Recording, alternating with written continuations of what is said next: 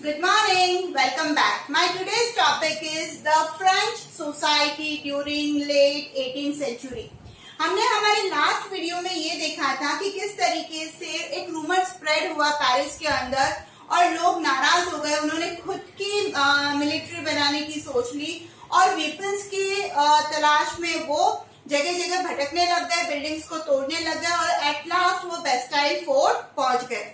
वहां पर 7 कैदियों को उन्होंने छुड़वाया और वहां पर ईंटें तोड़ना चालू करा, कमांडर को मार डाला, बेचना चालू करा। ये सारा सीन जो था वो ये शो कर रहा था कि कहीं ना कहीं जनता जो थी वो राजा से परेशान थी और गुस्से में आकर उन्होंने ये स्टेप लिया। बट क्यों लिया, अब हम ये चालू कर रहे हैं। अब क्यों लिया, उससे पहले भी सोसाइटी क्या थी, कौन थे, क्या सिस्टम थे सोसाइटी के, वो देखते हैं, है ना। तो स्टार्ट करें, चलिए। In 1774, Louis XVI of the Bourbon family ascended the throne of France. Louis 16 जो थे वो 1774 में क्या हुए, किंग बने। वो बॉर्बन फैमिली के थे। आपने बॉर्बन बिस्किट सुन रखा है ना, बिल्कुल वो जो बॉर्बन नाम दिया गया है वो इसी डायनेस्टी को की वजह से, जो कि काफी रॉयल हुआ करती थी, है ना। तो उसी रॉयल फैमिली का जो टाइटल है वो उस बिस्किट को दिया गया है नाम, ठीक है। तो बॉर्बन फैमिली से थे। आई थिंक बहुत इजीली लर्न हो जाएगा कि लुई 16 कौन सी फैमिली से थे, बॉर्बन। और उन्होंने फ्रांस का थ्रोन एक्सेप्ट किया, मतलब वो फ्रांस के राजा बने इन 1774। He was 20 years old. जब वो राजा बने तो उनकी उम्र सिर्फ 20 years थी। He married the Austrian princess Marie Antoinette. अब हुआ ये, 20 साल की उम्र तो थी, ठीक है, बट उन्होंने ऑस्ट्रेलियन नहीं, डिफरेंस समझना। ऑस्ट्रेलियन अलग है, ऑस्ट्रिया अलग है। तो ऑस्ट्रियन प्रिंसेस मैरी एंटोनिएट से क्या करी, शादी करी। यहाँ तक तो कोई प्रॉब्लम नहीं है। Upon his accession, प्रॉब्लम अब स्टार्ट हुआ। Louis 16 found an empty treasure. अगर आपको कहीं का राजा बना दिया जाए, आप बहुत खुश होंगे कि यस, पूरा आन बान शान सब मतलब एक साथ आ गया, मिल गया, सब अपने पीछे।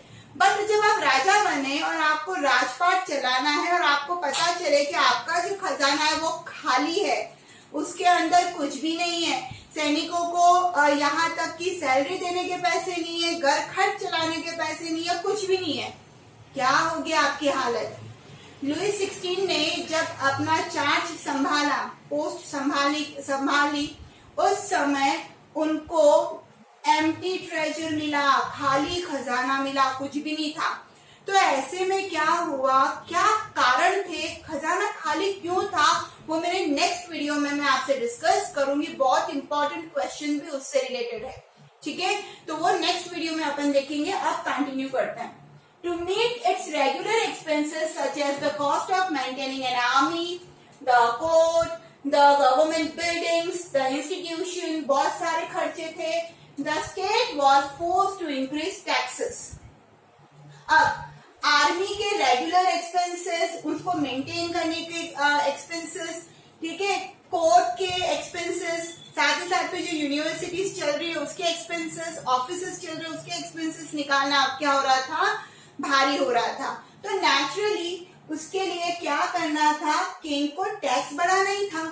तो मुझे नहीं लगता इसमें तो कोई प्रॉब्लम होनी चाहिए।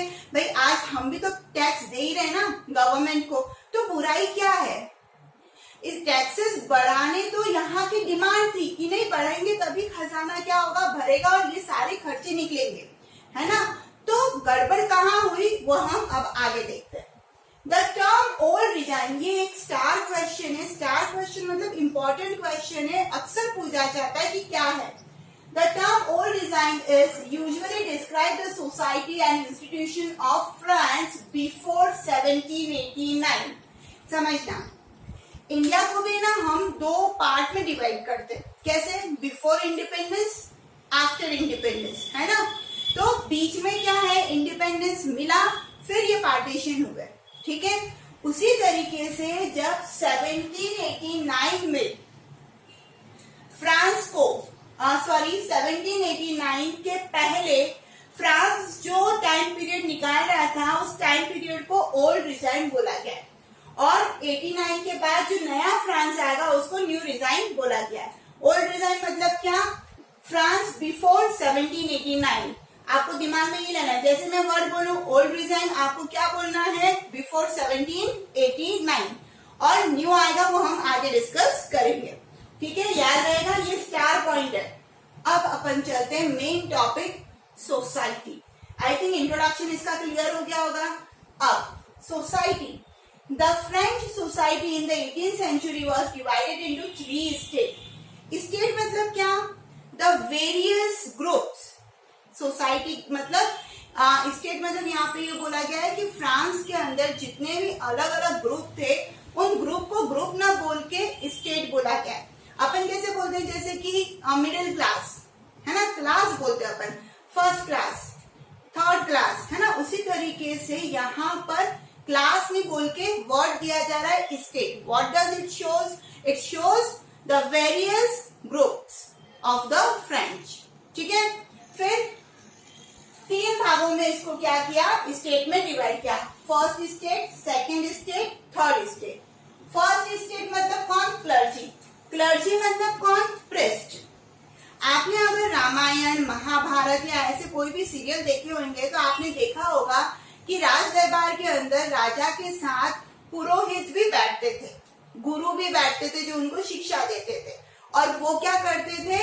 हेल्प करते थे राजा महाराजाओं की। उनका स्थान राजा से भी ऊंचा माना जाता था क्योंकि वो गुरु होते थे, तो गुरु सबसे ऊपर थे, है ना। तो ऐसे में ये जो क्लर्जी है ये यहाँ पर प्रेस्ट है, चर्च को जो संभालते हैं उनके बारे में बोला गया है क्लर्जी, ठीक है।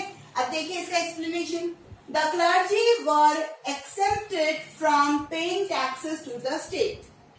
टैक्सेस बड़ा है ना, आपने देखा, बट क्लर्जी जो थे इनको टैक्स नहीं देना पड़ता था। अब जो इतने ऊपर हैं, सबसे ऊपर है, वो टैक्स नहीं देंगे, मतलब चर्च के जो प्रेस्ट है उनको टैक्स नहीं देना है। Secondly the nobility, second state the nobility. अब क्या है नोबिलिटी? नोबिलिटी मतलब राजघराना, उस बड़े बड़े राजघराने के लोग, ठीक है ना, उनको। The nobility was also exempted from paying taxes. अच्छा, चर्च के जो प्रेस्ट है उनको भी नहीं देना है टैक्स। जिनके पास बहुत सारी जमीनें हैं, पैसा है, उनको टैक्स नहीं देना है। फिर जो राजघराने के लोग हैं या जो ऊंचे लोग हैं, ऊंची जाति के जो लोग हैं, the nobility was also exempted from paying taxes, उनको भी टैक्स नहीं देना है। They enjoy privilege by birth. अगर उन्होंने इस नोबल फैमिली के अंदर बर्थ ले लिया है तो वो बहुत सारे प्रिविलेजेस एंजॉय करेंगे, उनको बहुत सारी सुख सुविधाएं मिलेगी, उनको टैक्स नहीं देना है। They enjoy फेड्यूल privilege. फेड्यूल मतलब क्या? कि वो अपने अंडर में बहुत सारे लैंडलेस लेबरर्स जो होते थे उनको काम करवाएंगे, या फार्मर्स, पीजेंट्स जो होंगे उनसे काम करवाएंगे और उनसे और लेंगे, है ना, बट इनको नहीं देना है। अब क्लर्जी भी हाई स्टेटस पे आता है, जिनके पास बहुत पैसा है, बहुत जमीन है, ठीक है, जो बहुत ज्यादा प्रोड्यूस करवाते हैं। द नोबिलिटी भी राजघराना है तो बहुत ऊंचा रहन सहन, खान पीन, बट ये भी क्या करते हैं? बाय बर्थ से इस प्रिविलेज को एंजॉय करते हैं और फेड्यूल प्रिविलेज भी एंजॉय करते हैं, दूसरों से लेते भी है जो उसके अंडर में काम कर रहे हैं। तो ये टैक्स देना किसको है? 3 स्टेट है जिसमें से फर्स्ट क्लर्जी हो गए, उनको नहीं देना, नोबिलिटी हो गए, उनको नहीं देना, तो बचा कौन? बचा थर्ड स्टेट जिसको टैक्सेस देने हैं। थर्ड स्टेट में आ रहा है businessman, lawyers, peasant, artisans, landless labour, servant, etcetera etcetera. मतलब जिनके पास पैसा नहीं है, जो बड़ी मुश्किल से अपनी जीविका चला रहे, उन लोगों को टैक्स देना है, तो ये तो गड़बड़ है ना, है ना। तो यहाँ पर क्या होगा? थर्ड स्टेट के अंदर आ रहे कुछ बिजनेसमैन जो कि कुछ तो बहुत अच्छे हैं, कुछ बहुत ही लोअर थे, उसी तरीके से कुछ lawyers, peasant, artisans, landless labour, farmers, etcetera etcetera.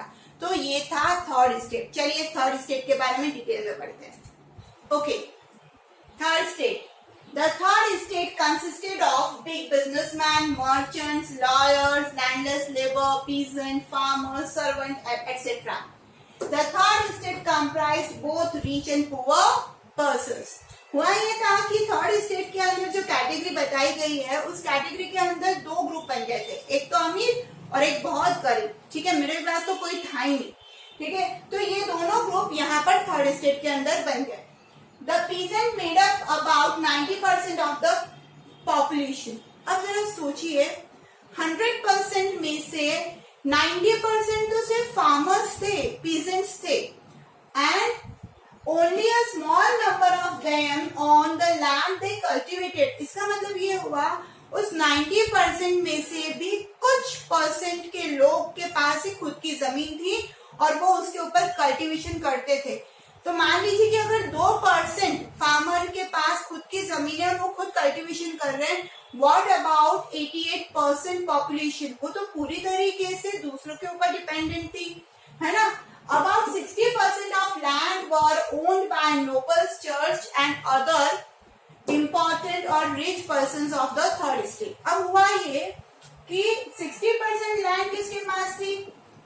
बोला जाता है कि 60% लैंड जो थी वो थी क्लर्जी के पास, मतलब चर्च के पास, कुछ नोबेलिटी के पास, और कुछ जमीन जो थी वो अमीर जो थर्ड स्टेट के लोग थे उनके पास थी। बाकी सब क्या थे? लैंडलेस थे। Peasants were obliged to render services to the lord। अब जो peasant थे वो मजबूर थे कि उनको क्या करना है, पैसा कमाने के लिए ये जो लैंडलॉर्ड्स हैं या फिर ये जो चर्च है या नोबिलिटी है उनके लिए काम करना, अपनी सर्विसेज प्रोवाइड करनी, दास बन जाना है, दासी बन जाना है। फिर उनके घरों में काम करना, चर्च में काम करना, खेतों में काम करना, रोड बनवाना, है ना, आर्मी में जाना, ये काम इन लोगों के लिए बच गया था। ठीक है, अब क्या होता था समझना इस चीज को कि जब ऐसे काम, छोटे छोटे काम करवाए जाते हैं तो मुझे आप बताना सैलरी बहुत अच्छी होती है, बहुत कम होती है। 100% जब ऐसे दास और ये लोग काम करते तो सैलरी बहुत कम होती है। अब उस बहुत कम सैलरी में से भी टैक्सेस लगा दिए जाएं तो क्या होगा? तो गुस्सा आना स्वाभाविक है ना, वही हुआ। चलिए टैक्सेस भी कौन कौन से लगे देखते हैं। Details. The church extracted its share of taxes from peasant। Okay. मान लीजिए कि एक peasant है जिसका खुद का फार्म है, ठीक है। अब उसमें से उसने 100 बोरी गेहूं निकाली, तो उसमें से 2 टैक्सेस अलग जाएंगे, एक जाएगा चर्च को और दूसरा जाएगा स्टेट को, यानी किंग के पास, गवर्नमेंट के पास, ठीक है। चर्च ने जो टैक्स लागू किया है उसको तीथे के नाम से जाना जाता है, ठीक है, तीथेस। अब इस चर्च में क्या था कि जितना भी प्रोडक्शन करता है एक फार्मर, एक पीजेंट अपने फार्म के ऊपर, उसका 1/10 पोर्शन कहाँ जाएगा? चर्च के पास। मतलब मान लीजिए कि अगर उसने 100 बोरी गेहूं की निकाली तो 10 बोरी तो सीधी सीधी कहाँ चली गई? चर्च के पास, है ना। तो ये हो गया तीथे, भाई 10 बोरी तीथे में चली गई। फिर टैली क्या है देखिए, all members of the third state had to pay direct tax to the state. ध्यान रखना कि ये जो टैली है ये पूछा जाएगा कौन सा टैक्स है? डायरेक्ट टैक्स है, जो कि थर्ड स्टेट के जितने भी मेंबर्स है, चाहे वो अमीर है चाहे वो गरीब है, उनको गवर्नमेंट को देना होता है ना। तो यहाँ पर 20 बोरी चली गई, तो 10 यहाँ, 20 यहाँ, बची कितनी? 70। अब इस 70 पे भी इनडायरेक्ट टैक्सेस बहुत लगा दिए गए, तो बचेगा क्या भाई फार्मर के पास, है ना। तो ये चीज यहाँ पर हुई। पहले क्या है, all the members of the third state had to pay direct taxes to the state. Clear हुआ ये वाला पोर्शन। अब a number of indirect taxes were levied on everyday consumption articles like salt and tobacco। अब क्या हुआ, कुछ indirect taxes भी लगा दिए जो रोजमर्रा की जिंदगी में काम आने वाले जो आर्टिकल्स हैं, जिसके बगैर नहीं रहा जाएगा, उनके ऊपर इनडायरेक्ट टैक्सेस लगा दिए, जिसमें से 2 आइटम यहाँ पर दिए हैं, सॉल्ट एंड टोबैको। तो एक ये चीज इस सोसाइटी के अंदर ये देखने को मिलती है कि नंबर 1 कि जो थर्ड स्टेट है, सारा टैक्स का जो बर्डन है वो उनके ऊपर डाला गया है जो ऑलरेडी पुअर है।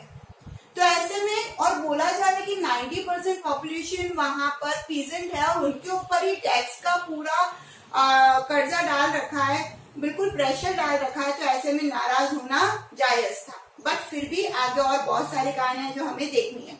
अब थोड़ा ध्यान दीजिए कि इंपॉर्टेंट क्वेश्चन इस थर्ड स्टेट पे बनता है, that describe the third state of French society. तो आपको ये ही मैटर लिखना है। क्वेश्चन लिख देती हूं मैं, describe the third state of the French society. इसी के साथ एक क्वेश्चन और बनता है, throw some light on 3 state of the French society. तो इसमें आपको तीनों ही सोसाइटी को यानी स्टेट को क्या करना है, डिस्क्राइब करना है। 2 क्वेश्चन बन रहे इससे रिलेटेड। आई होप ये क्लियर हो गया होगा। तो लाइक करिए, शेयर करिए, सब्सक्राइब करिए। और हाँ, एक चीज और, इस टॉपिक को और स्ट्रेंथन करने के लिए मैं आपके लिए इससे रिलेटेड जितने भी छोटे क्वेश्चंस है, 1 मार्क रिलेटेड क्वेश्चंस, मैं इस टॉपिक से आपको बहुत जल्दी देने वाली हूँ। आपको ये जो टॉपिक है बहुत ध्यान से सुनना है और उसके बाद कोशिश करनी। मान लीजिए 20 क्वेश्चन है तो आपको बहुत ऑनेस्टी के साथ कोशिश करनी कि आपको कितना आ रहा है वो नोट डाउन करें आप, ठीक है। और क्या स्कोर रहता है आपका वो मुझे कमेंट करके जरूर बताइएगा। Thank you so much.